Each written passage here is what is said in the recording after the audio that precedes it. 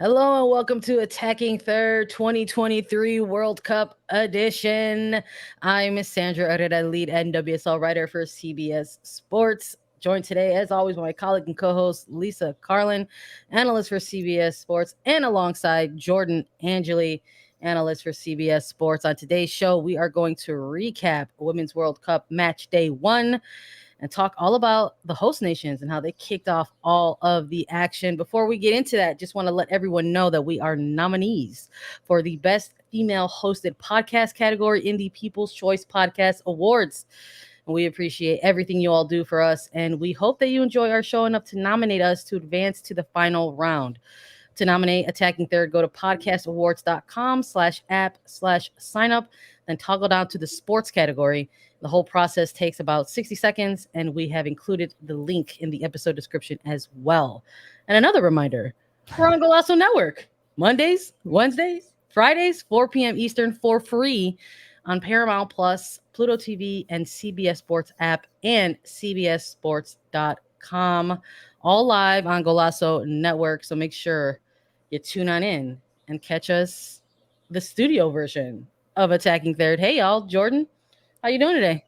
I'm good. It's been a fun week, a lot happening. And then with Attacking Third launching in the studio, was with Lisa for most of those days. And then we'll cap off the week tomorrow talking World Cup US women's national team before their game. But I'm staying in there. It's 1:30 and I'm still awake from that 3 a.m. wake up call. How you feeling, Sandra? You know what?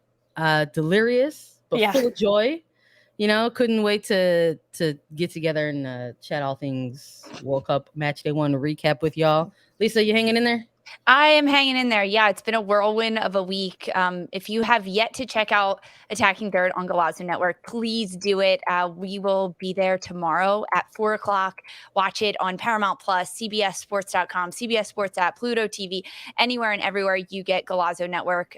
It's fantastic analysis, and we'll have more on the World Cup there. This is just a little bite-sized nugget that we're giving everyone today. Look, we just couldn't let a single minute go by without touching on so many of the other games, because it's the group stage. We're officially kicked off.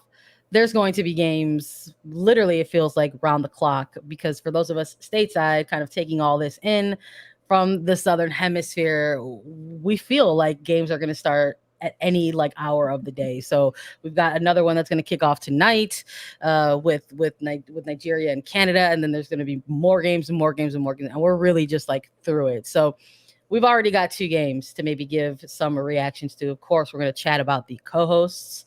And spoiler alert, they picked up a couple wins. So we're going to chat all about that. We have to start with New Zealand versus Norway, the Group A matchup kicking things off. New Zealand, a 1-0 win against Norway. Y'all, we've been talking about it in the build-up to this World Cup. We said this World Cup is going to be the greatest World Cup that we have seen, and the hosts are already delivering the history for us. New Zealand pick up their first ever World Cup win. Huge. Lisa, hit me with your first reactions. I mean, I'm so happy for them. I'm so happy for New Zealand being the host country.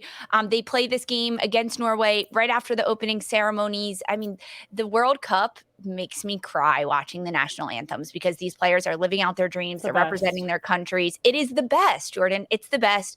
And for New Zealand, who in 16 World Cup games has scored 1 goal, and it was an own goal. They've never won a game, and they come out and they get a win, and not just a win. They score a goal against Norway, a top-ranked team.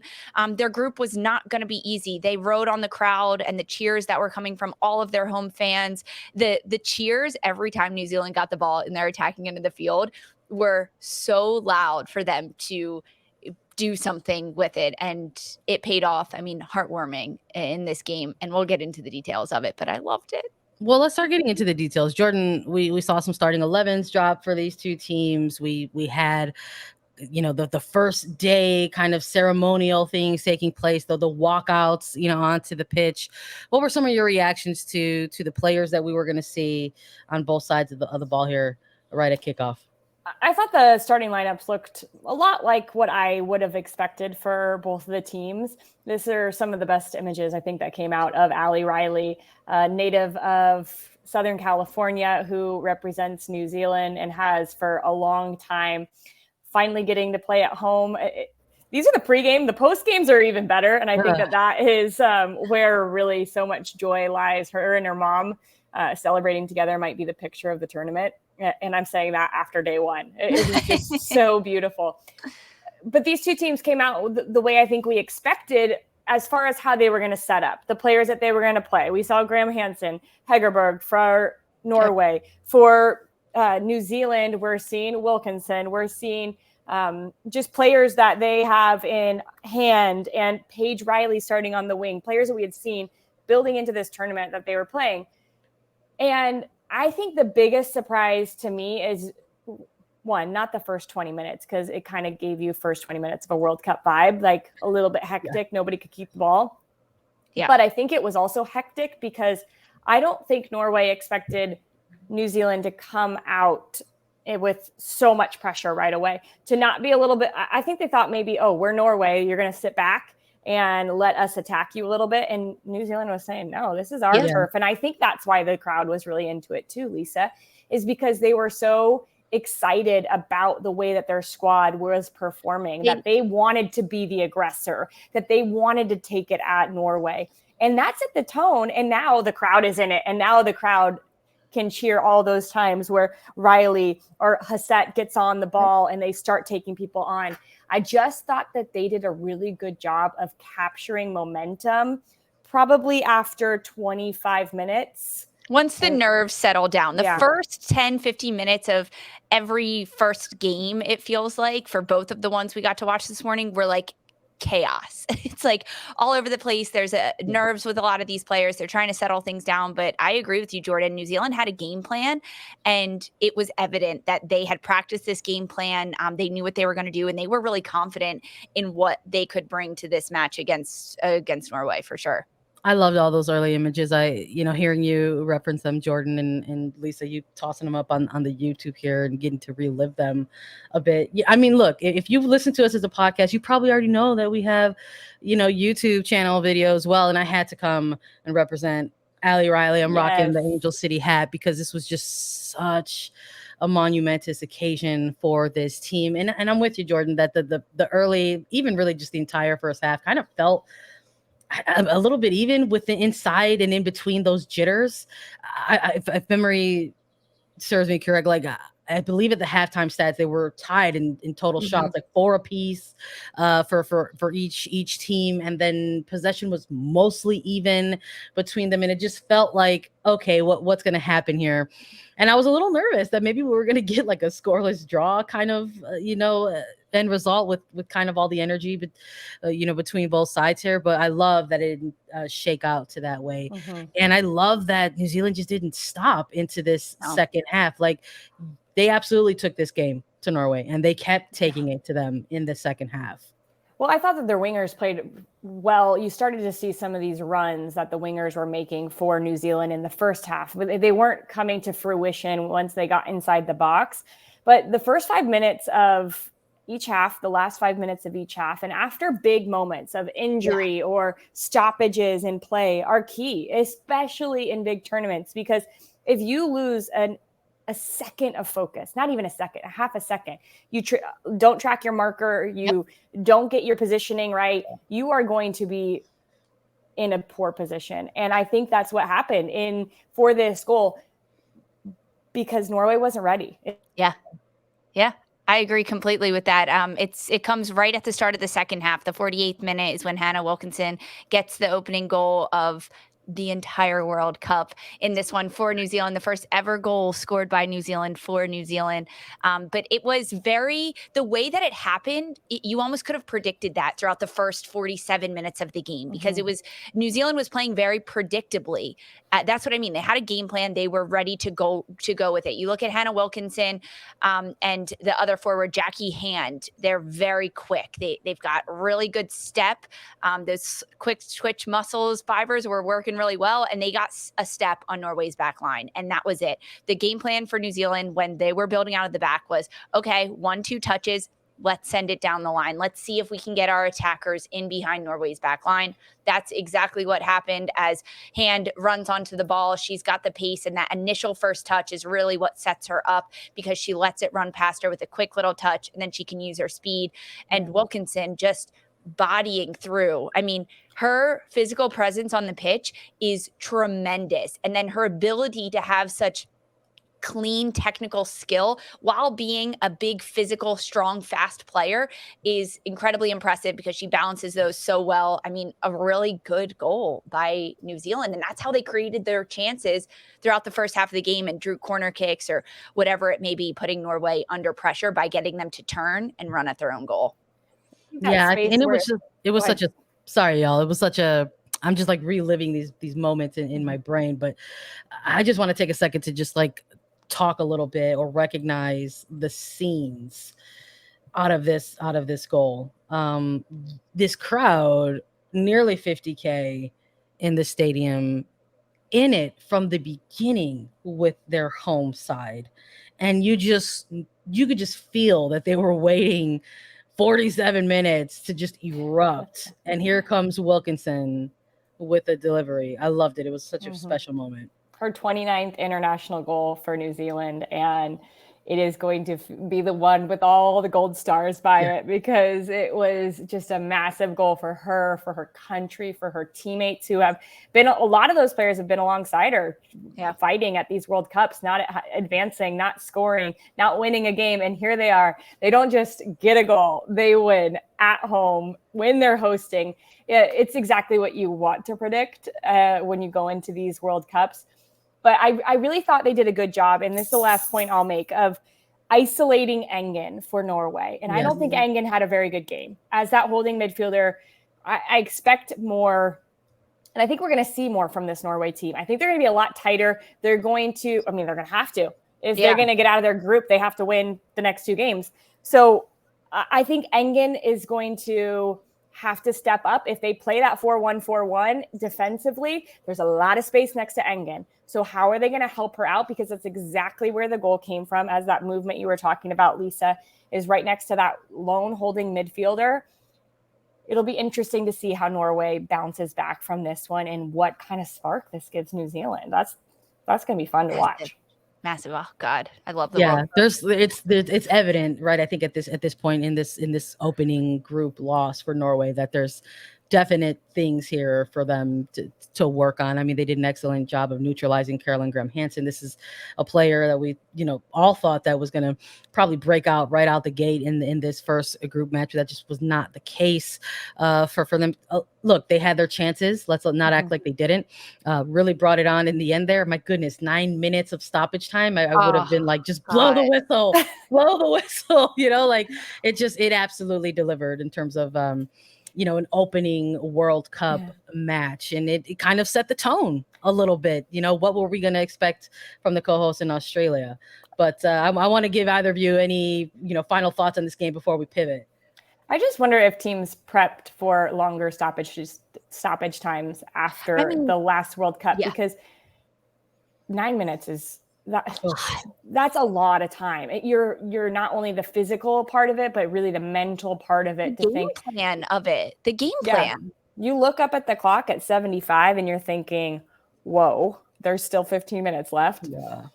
But really, there's still 25 minutes left. And that's a whole different ball game. Yeah.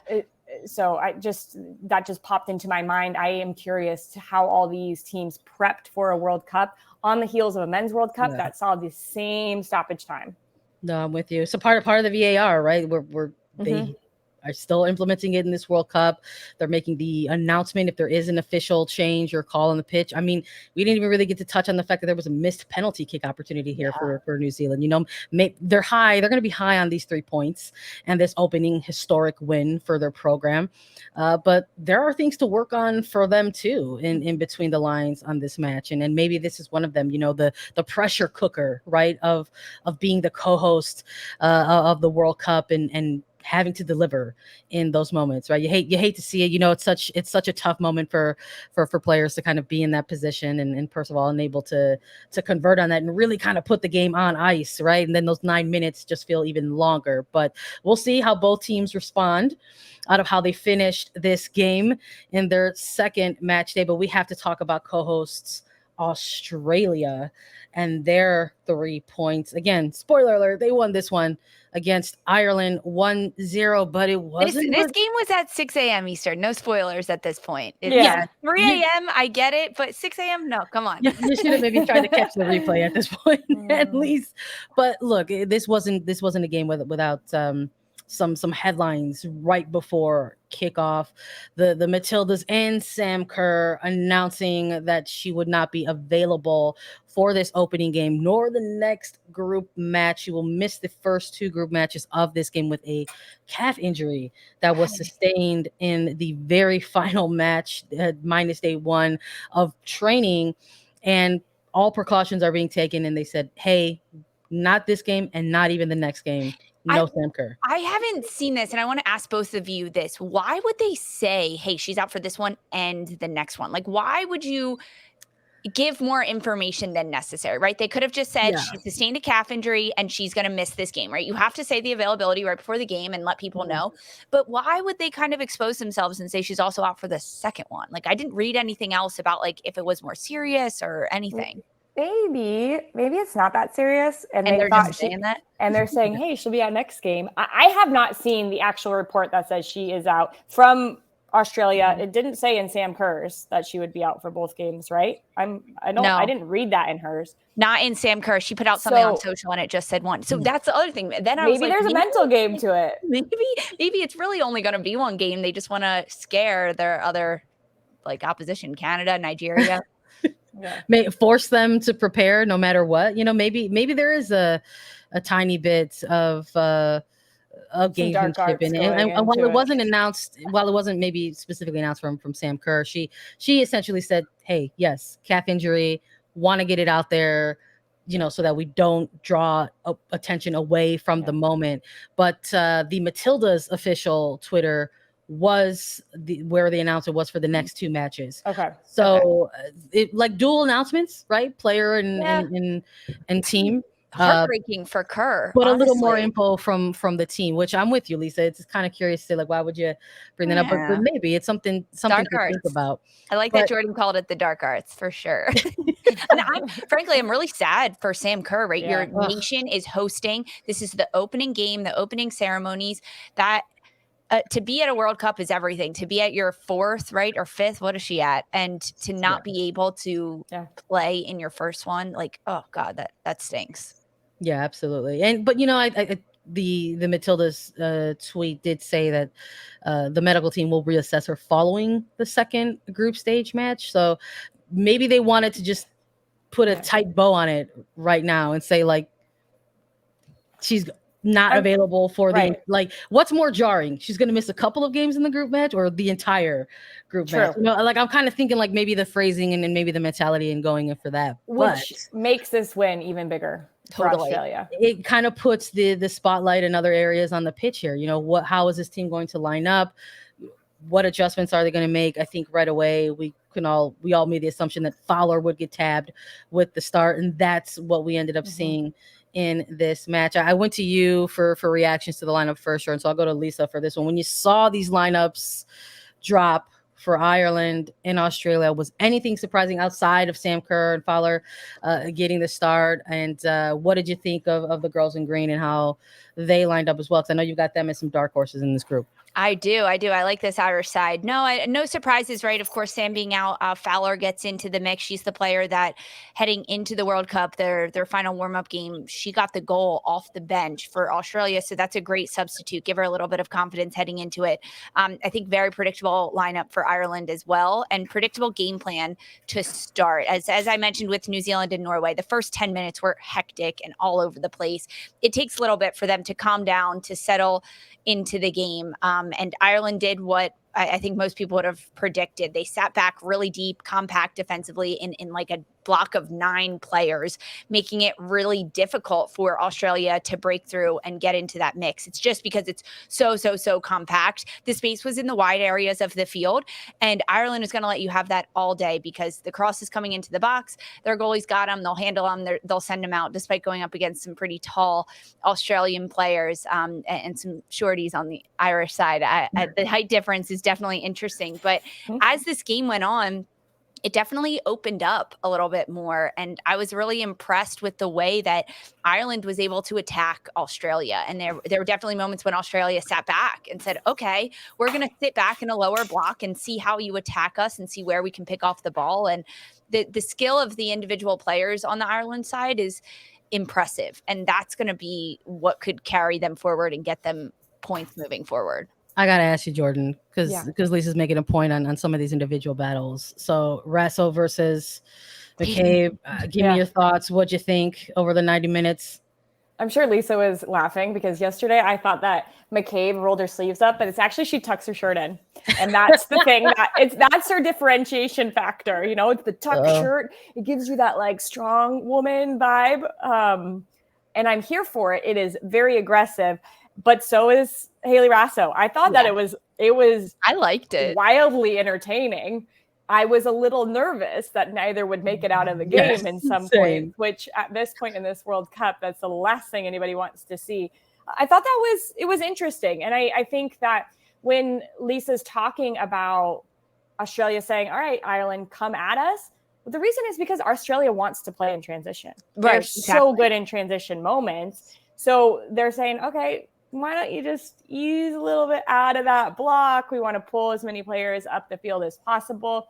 But I think for Australia to get a win in this game, yes, they didn't score in the run of play, but I think where their goal was created from was exactly what you need to do against a team who plays a 5-4-1. That deep block is you need to occupy the wing back, the outside center back, and then make a run into that gap, that space right in front of those players, the pocket, right? Yes. And that happened on the goal. Vine wins the ball back, but then it's this run inside by Catley comes into this internal pocket. And then from there, it's not clean in the first transition, but they can win the ball back and then create a little bit of space.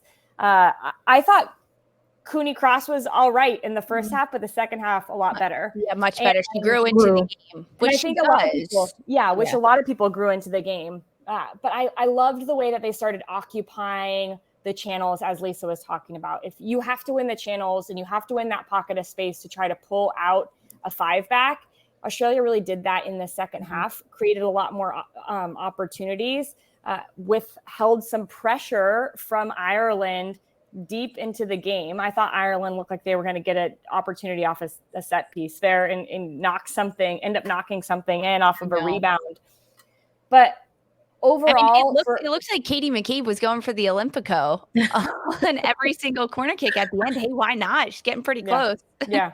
Gotta try some stuff every once in a while. I thought Katrina Gore had a pretty good game for the Matildas as well. I thought she kind of was more of a standout in the first half. And we're talking about players who grew over the course of the 90 minutes. And, I think she's been playing really well, though. Even in their lead-up game against France, I thought she was one of the best players on the field. And I thought she was today as well. She's just steady in the mix of really aggressive attacking outside backs. You need that, Sandra. You know that, right? That is one of the things that you need.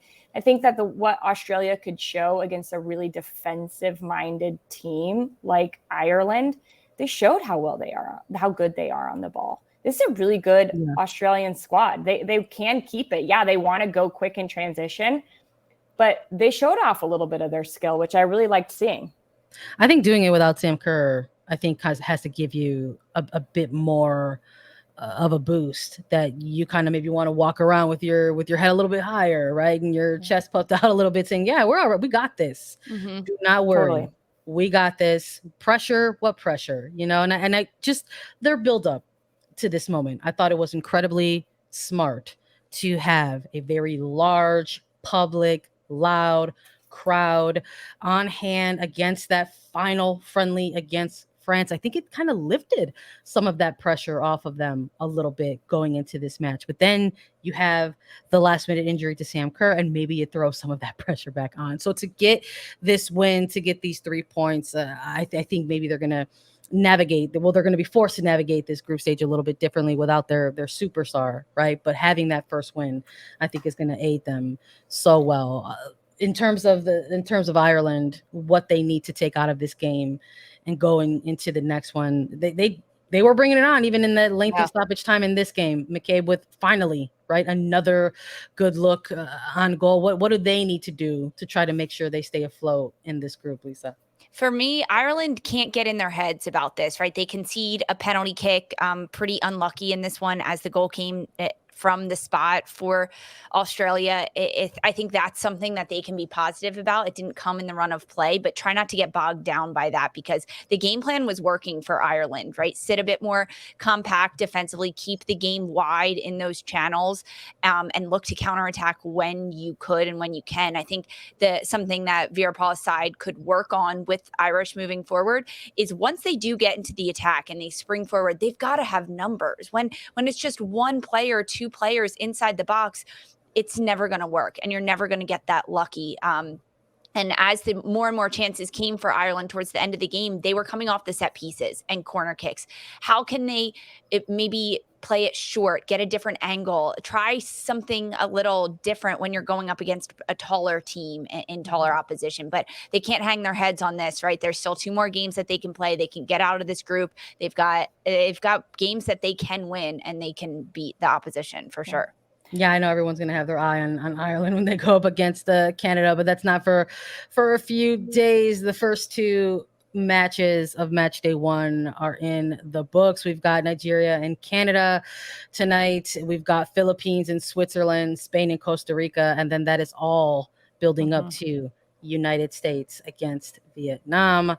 We want to shout out Sinead Fairley. Of course, we did not get a chance to touch on this exquisite player with an incredible story to the World Cup. Got tabbed with the start. Yeah. I like Lisa's takeaway for what they need to do next. My takeaway is they need to find Sinead Farley a little bit more. And I think it is in transition moments. Can she pop inside? I know they have her as a winger, but can she be that outlet centrally in the pocket and then allow, maybe if it is Payne still in that second game, to get in beyond her? But they need to find her. She was called so much in these defensive moments, but right when they win it, can she then get high and a little bit inside? Because that's where she operates the best, essentially. We've seen that for years, right? In NWSL. And seeing it again, which is so nice. She's already doing it in her first season back after several years. That's an incredible story to sort of, again, we're all bearing witness to this, and it's delightful to see that it's not just concluded, but kind of reopened a new chapter with starting for Ireland in the World Cup. Lots of Americans to root on in this 2023 World Cup across multiple national teams, really. But the United States women's national team will get their shot at picking up their first points in Group E. They're going to take on Vietnam Friday night. Locally, if you're watching stateside, that one's going to kick off at 9 p.m. Eastern. So make sure you tune on in. This is Attacking Third. So, of course, we got to close out with some picks. Lisa, Jordan, I'm going to ask you for picks back to back. Let's go. For which games? For U.S.? For U.S. and Vietnam. U.S. USA. Shutout and a couple goals. I'll give them 3. 3-0. I'm going to say 5. Okay. I went with 3. So I had to write up the previewon.com for all this and let the folks know We're always where to find it. Notes. Look, there's some. I'm going to take your quote. There's something about those first 15-minute jitters of a first World Cup game. I think it's going to take them a little bit of time to finally get that that comfortability amongst it, because again, we're not too sure who's actually going to start in this game. I think that send-off game kind of gave us some interesting looks there and some glimpses at players who are, kind of still probably competing for some starting spots there. I think obviously coming out of that Wales game, you look at Rodman, you look at Williams and what they brought off the bench. Is that enough to shake up some of the coaching staff's plans for what would have been in this game? I don't know. We're all going to find out together though, really, really soon. But all three of us are pulling for USA. And of course, we'll have to talk about whether or not we were correct. But that is going to be it for now on our recap of Women's World Cup 2023 match day 1. Make sure you tune on into Golazo Network on Friday at 4 p.m. Eastern for a lengthy U.S. women's national team preview against Vietnam. Thank you all so much for listening to Attacking Third. Download, follow, and listen to us anywhere you get your podcasts. You can watch us. Make sure you subscribe to youtube.com/Attacking Third to get alerts. And we'll be back with more for Sandra Herrera, Lisa, Carlin, and Jordan Angeli. This was Attacking Third.